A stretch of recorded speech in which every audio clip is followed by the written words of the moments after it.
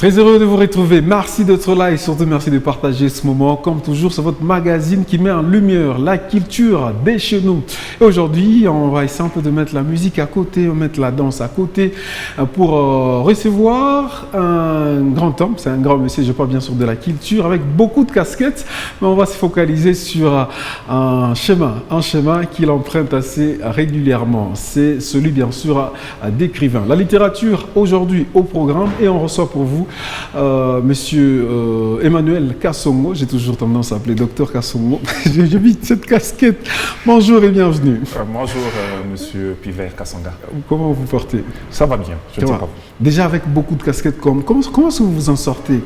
Vous avez le docteur, vous êtes cinéaste, vous êtes écrivain, vous êtes coach, vous êtes voilà, parent également. Est-ce facile pour vous? Oui, c'est bien facile par rapport à ça. Ce qui est vrai que tout ce que nous sommes en train de faire, il faut juste essayer de mettre le timing et de mettre un chronogramme par rapport à tout ce que nous faisons. Il est certes évident que je porte plusieurs casquettes. En tant que médecin, j'exerce mon métier en tant que tel parce qu'il y a certaines choses que je peux écrire qui peuvent provenir de telle ou telle autre chose venant de la médecine.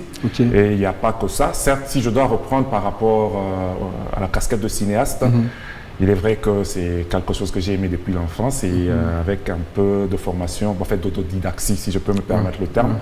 Aujourd'hui, on essaie de faire certaines petites choses pour permettre à ce que la culture de notre ville de Kolwezi puisse aller au-delà de nos frontières. Allez, super bien. Alors, on va se focaliser, on parle littérature. Cette fois, en vous restons en qualité d'un écrivain de la province, d'ailleurs, avec beaucoup d'œuvres, d'autres encore en magasin. Comment vous avez commencé? C'est venu où cette inspiration? Bon, pour mieux dire, j'ai commencé à écrire à l'âge de 14 ans, mais malheureusement à l'époque, nous étions pratiquement, quand vous écrivez, vous mettez vos histoires dans le tiroir. Et avec le temps, quand nous essayons de voir actuellement avec l'avènement de la mondialisation ainsi que de l'informatique, cela nous permet d'écrire et de publier facilement.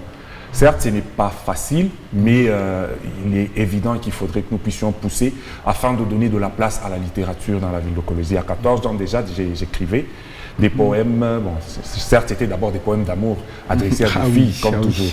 Et puis, avec le temps, je suis passé dans les mains de quelqu'un qui m'a pratiquement formé et aujourd'hui, si on dit souvent que c'est, on va dire, c'est héréditaire, on dit que ça c'est venu de... Est-ce que vous avez appris ça d'un membre de famille, peut-être les parents, un tonton, ou encore c'est un mystère qui s'est imposé en vous? Juste un mystère, parce que quand je me suis mis à écrire, certes c'était un amour qui m'avait poussé à écrire. Et vu que cet amour était plus grand, je me suis mis à écrire par rapport à cette personne. Une lettre qui était pratiquement une poésie que je faisais. Et quelques jours après, j'ai rencontré mon professeur de français, le professeur Edouard Nawesh, qui m'a pratiquement coaché. Il m'a dit que j'avais un style et que je pouvais écrire. C'est là que j'ai commencé par des pièces de théâtre, certes, mais puis bon, je me suis arrêté avec des pièces de théâtre. Je faisais finalement les scripts de cinéma. Et le dernier script en date que j'ai fait, c'était Océane. Et celui qui est en train de venir, c'est le prix de l'humiliation. Et c'est avec ça qui m'a pratiquement mis sur le chemin de l'écriture. De l'écriture. Mais déjà que c'est un parcours assez florissant, quand est-ce que vous êtes senti, vous seul, dans la peau d'un écrivain, on va dire, un pur écrivain? Est-ce que c'est de l'appréciation externe? On vous a peut-être apprécié de l'extérieur. Est-ce que c'est passé par, on va dire, une conférence, une activité culturelle où on vous a décoré en tant qu'écrivain? Ou encore, finalement, c'est encore un chemin? Pour mieux dire, c'est encore un chemin que nous sommes en train de faire. Certes, il est vrai qu'avec l'ouvrage que nous allons publier avec plusieurs personnes, cela va nous mettre maintenant en lumière pour que tout ce que nous avions déjà mis dans le tiroir, que nous puissions ressortir cela et mettre sur la table, afin que nous puissions avoir un vernissage normal et que tout le monde puisse savoir que non, il y a du talent dans cet homme-là. Mais lorsque vous regardez un peu la littérature au niveau de la province, parlons d'abord du cas du Lualaba, c'est quoi votre lecture? Est-ce que nous sommes à un stade où on peut se frotter le main, ou il y a une longue marche à faire? Il y a beaucoup de chemin à faire. Parce qu'actuellement, quand vous essayez même de voir la littérature elle-même, en fait, il y a des gens, il y a des pionniers, mais nous sentons qu'il y a quand même cette difficulté que nous sommes en train de rencontrer par rapport à... C'est lié à quoi? C'est lié à quoi? Vous êtes déjà sur le terrain, il serait peut-être préférable que nous puissions dénicher les causes et autres pour éradiquer. Ok, si je dois essayer de prendre juste la ville de Kolwezi à elle-même, il y a combien de bibliothèques? Il n'y en a pas. Il n'y en a pas. Quand bien même qu'il peut y avoir des bibliothèques et que si nous pouvons, certes, écrire une œuvre et la mettre dans la bibliothèque, il est difficile pour ceux qui sont à Kolwezi de consommer local. Parce qu'ils nous prennent, je ne sais pas, peut-être des amateurs. Non, le gars ici c'est un aventurier. Si c'est pas un aventurier, bon écoutez, bon, c'est un jeune que j'ai vu grandir, comment est-ce que je peux lire? Alors qu'il y a certaines choses que vous pouvez trouver dans la lecture de ce que nous avions fait sur place. Quand je dois essayer de prendre juste ma consoeur Jessica, vous sentez que dans l'entrepreneuriat, elle a écrit quelque chose. C'est quelque chose qui peut aider la jeune femme. Mais malheureusement, bon, les gens nous prennent toujours au dépourvu, pensant que bon, nous ne pouvons rien faire. Mais est-ce qu'il vous arrive de formuler des recommandations pour que tout ce qu'on constate comme frein, tout ce qu'on constate comme, on va dire, difficulté, puisse un peu être écouté et puis réalisé? Le cas, par exemple, des structures. Il vous arrive de vous réunir pour trouver un terrain d'entente entre vous et les accompagnateurs, entre vous et les consommateurs? Merci beaucoup. Bon, c'est une question pertinente. L'œuvre qui nous a réunis, que nous allons publier d'ici le mois de janvier, cette œuvre-là a fait que nous puissions nous unir avec les jeunes écrivains. Il est évident que c'est difficile peut-être que ceux qui nous ont déjà précédés de venir se joindre à nous. Mais c'est une plateforme qui doit promouvoir la lecture, en fait plutôt la littérature elle-même, de sorte que même dans les écoles, qu'on puisse parvenir à prendre nos textes, en fait nos livres, et demander aux élèves, par exemple, de le lire et de l'exposer. Cela pourra nous encourager. Mais il est évident que la difficulté, c'est que nous pouvons nous retrouver, vous écrivez, bon, on ne vous lit pas, vous pouvez vous publier, vous avez 100 livres que vous avez dans votre maison et personne n'achète, ça décourage. Allez, ça aussi c'est un problème assez majeur dans les chefs de la population. On se pose toujours des questions. Qu'est-ce qui fait à ce que les gens n'arrivent pas à consommer localement? Mais il y a deux pistes peut-être qui peuvent se faire et on espère qu'il y aura des conférences, vous allez échanger. On revient sur vos œuvres avant de chuter sur ce projet que j'ai trouvé vraiment intéressant, qui a réuni beaucoup de écrivains. On revient sur vos œuvres. À combien de réalisations déjà et c'est quoi les thématiques que vous essayez un peu d'aborder? Deux grandes réalisations avec Océane, dans lequel j'ai puisé éventuellement la série que nous sommes en train de tourner. Donc la thématique c'est la jeune fille ou la jeune femme, ainsi que j'ai peint pratiquement 4 tableaux dans ce livre là-bas avec 4 jeunes filles différentes ainsi que leur comportement face à la société. Et ce comportement qui va déboucher sur l'une a attrapé une certaine maladie pas très agréable, sur l'autre une fracture. Donc disons une dépravation de mœurs, mais que nous pouvons corriger, et surtout dans nos universités. Pratiquement, Océane, c'est le tout de ça. Et la deuxième thématique, c'est le prix de l'humiliation. Je parle encore de la femme. La femme est utilisée comme une monnaie d'échange, et éventuellement, avec tout ce qui se passe dans notre pays, et à l'Est aussi, la femme se retrouve comme un bouclier face à une guerre que la femme n'a pas causée. Donc, pratiquement, ce sont les deux thématiques que j'ai prises. Il est certes évident qu'il y a dans ma jeunesse que j'avais écrit quelque chose que je peux essayer de voir et retoucher qui s'intitule « Peur de vivre ». Bon, il y a quand même des choses que nous allons mettre... Ah, ça arrive. Et d'ailleurs, on attend impatiemment la vie avec Océane, qui a produit d'ailleurs une œuvre assez... cinématographique, pour le dire ainsi. Revenons sur, on va dire, ces collectifs de écrivains. D'où est partie l'idée et c'est quoi l'idée derrière d'ailleurs à cette organisation? Merci M. Pivert. L'idée derrière cette organisation, c'est qu'il y a des jeunes écrivains qui viennent après nous.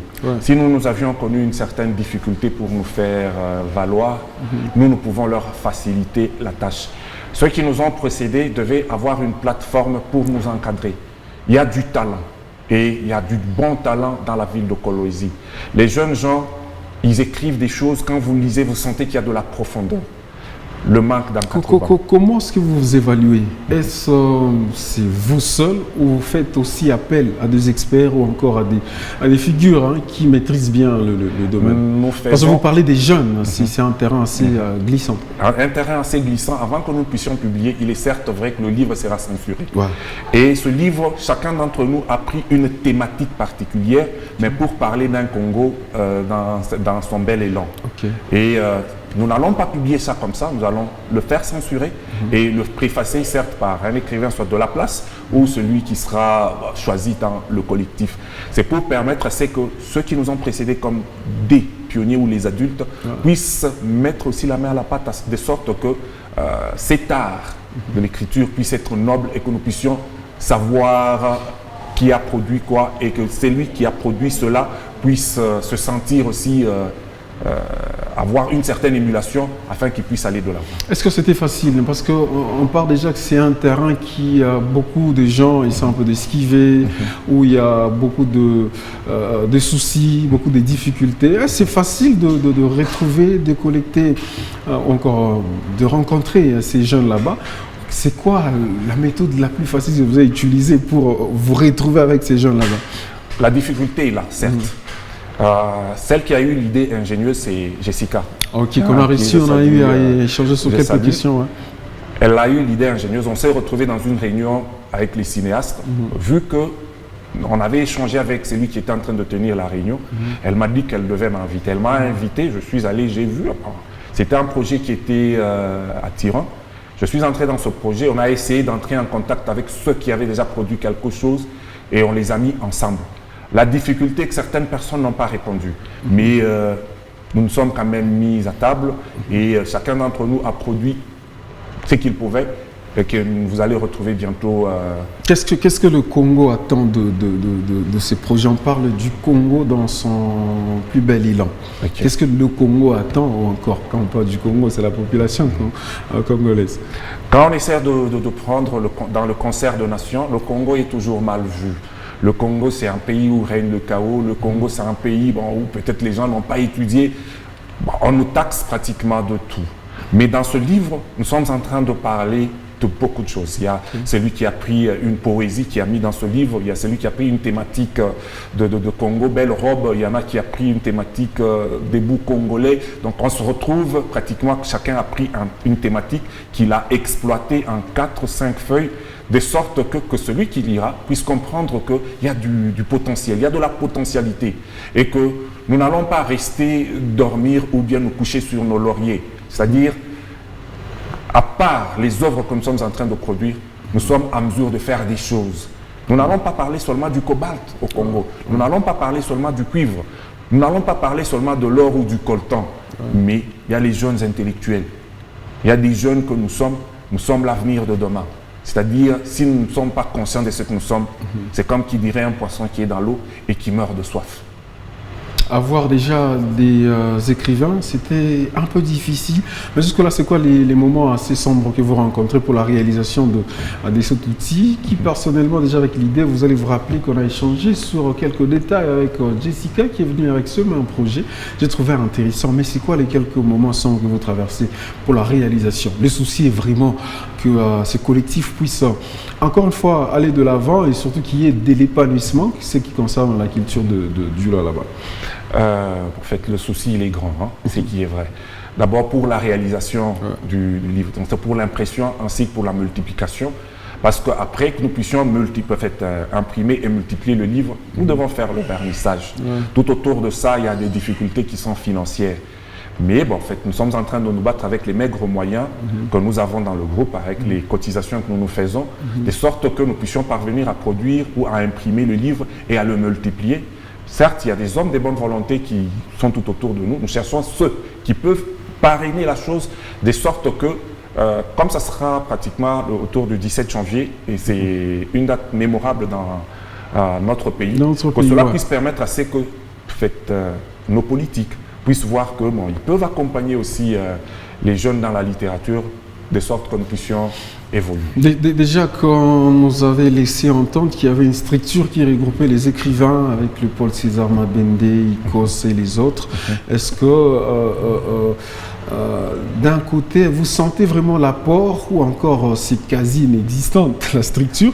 Non seulement ça, c'est vrai que nous sommes dans une région où nous sommes dirigés. Il y a tout un ministère, il y a, on va dire, un commissariat en charge de la culture. Est-ce que vous sentez vraiment l'accompagnement ou encore vous êtes encore enfermé, vous n'êtes pas ouvert à tout ce qui peut venir de l'extérieur? Jusque-là, nous sommes encore enfermés. Comme nous puissions terminer l'œuvre, dès que nous terminons l'œuvre, nous puissions présenter à l'autorité. Et nous n'allons pas refuser de voir les aînés, parce qu'eux, ils nous ont précédés.